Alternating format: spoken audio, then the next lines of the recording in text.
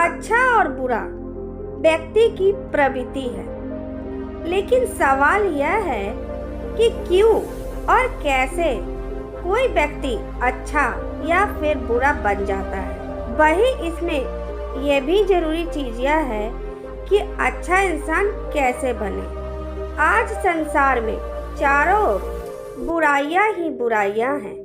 दंगे, फसाद, लड़ाई झगड़े और आपराधिक कामों से जुड़ी खबरों की कोई कमी नहीं है। इसका कारण है इंसान का बुरा बनना। जब इंसान की प्रवृत्ति बुरी हो जाती है तो संसार भी बुराइयों से भर जाता है। एक गांव में एक शातिर चोर रहता था।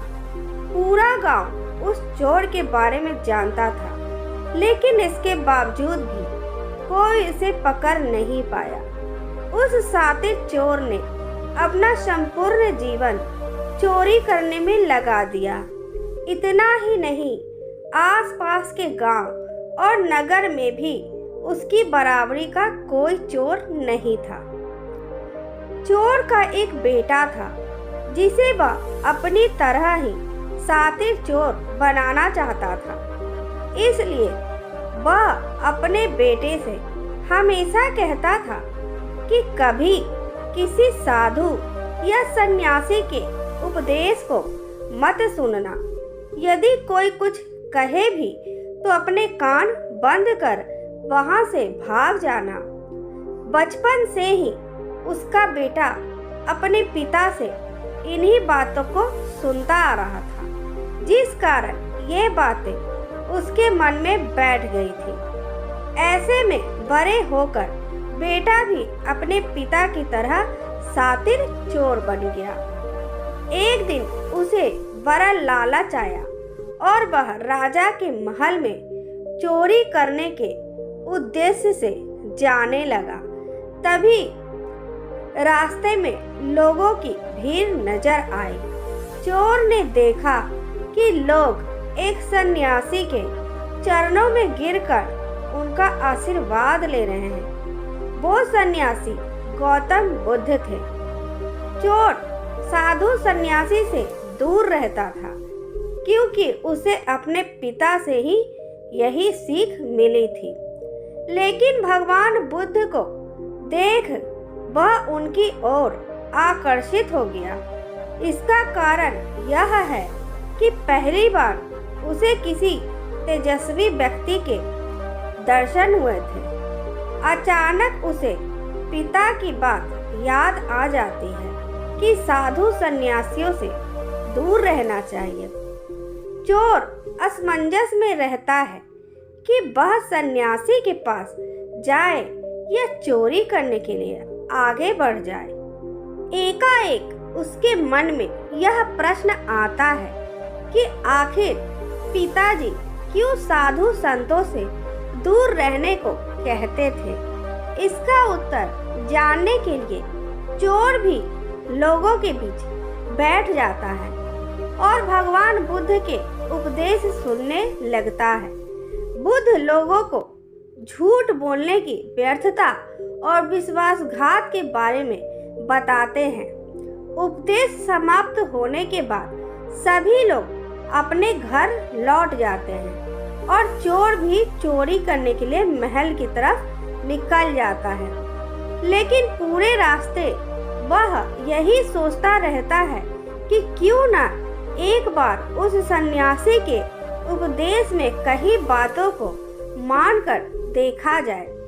इस तरह से वह चोरी करने के लिए महल के दीवार से कूदने के बजाय महल के द्वार से अंदर जाता है। उसे देख महल के द्वारपाल उसे रोकते हैं और भीतर जाने का कारण पूछते हैं। चोर कहता है, मैं चोर हूँ और महल में चोरी करने जा रहा हूँ। द्वारपाल उसकी बातें सुनकर हंसने लगते हैं और कहते हैं, जरूर यह महल का सेवक या नौकर होगा और हमसे मजाक कर रहा है। यह सोचकर वे उसे महल के अंदर जाने दे देते हैं। महल जाने के बाद चोर तिजोरी में रखे खजाना के पास पहुंच जाता है और तिजोरी को तोड़कर धन और आभूषण को पोटली में भरकर भागने लगता है। तभी उसकी नज़र महल के रसोई पर पड़ती है। रात होने के कारण सभी सो रहे होते हैं और रसोई में कोई नहीं रहता है। चोर को जोर की भूख लगी थी, इसलिए वह रसोई में जाकर पेट भर खाना खा लेता है। इसके बाद चोर वहां से जाने लगता है। तभी उसे बुद्ध के उपदेश में सुनी दूसरी बात याद आती है कि जिसका नमक खाया है उसके साथ कभी भी विश्वासघात नहीं करना चाहिए। चोर सोचता है, मैंने इस महल का नमक खाया है, ऐसे में इनका धन चोरी कर मैं इनके साथ विश्वासघात करूंगा। इसलिए चोर चुराए हुए धन को रसोई में ही छोड़कर जाने लगता है। महल के एक व्यक्ति की नज़र चोर पर पड़ जाती है और वह शोर मचा देता है, जिससे महल के लोग चोर को पकड़ लेते हैं और राजा के पास ले जाते हैं। राजा चोर से पूछता है कि जब तुमने चोरी कर ली थी तो फिर इसे छोड़कर क्यों जा रहे थे? चोर कहता है, एक सन्यासी के उपदेश के कारण।